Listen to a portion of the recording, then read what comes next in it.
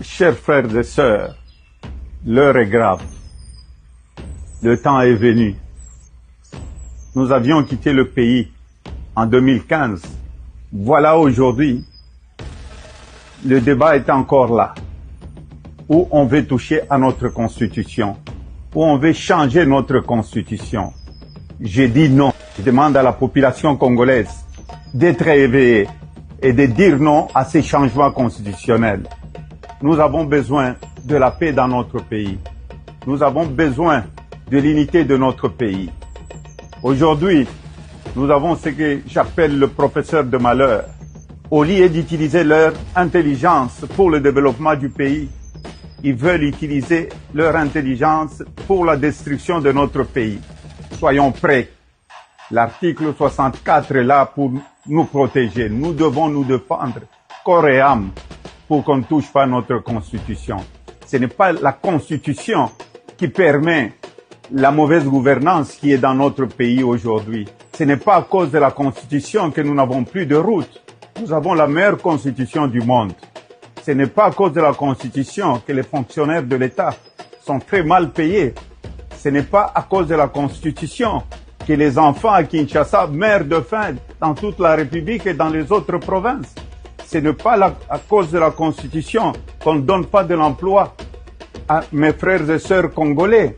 Mes chers amis, disons non à ces changements constitutionnels. Aujourd'hui, si nous avons la guerre à l'est de notre pays, y ajouter encore d'autres problèmes, c'est parce qu'il y a eu des élections chaotiques dans notre pays. On veut encore ramener d'autres problèmes, disons non.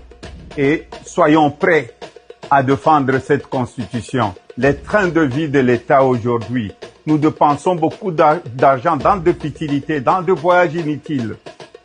Et la population continue à souffrir. La seule solution pour le Congo, pour qu'on arrête le sang, c'est d'aller à un dialogue inclusif. C'est pourquoi je félicite le président américain, l'Union africaine et les autres partenaires, les Européens, tous, qui sont en train de nous encourager pour un dialogue inclusif.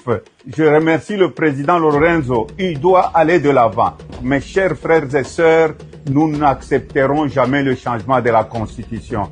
Ici, je m'adresse au président de la République. Nous avons combattu ensemble contre le changement de la Constitution. Et nous avons cheminé ensemble pour qu'il puisse y avoir la première alternance dans notre pays. Pensez aux souffrances de la population.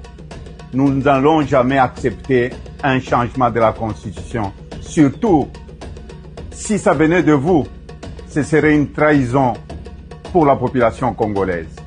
Que Dieu bénisse la République démocratique du Congo.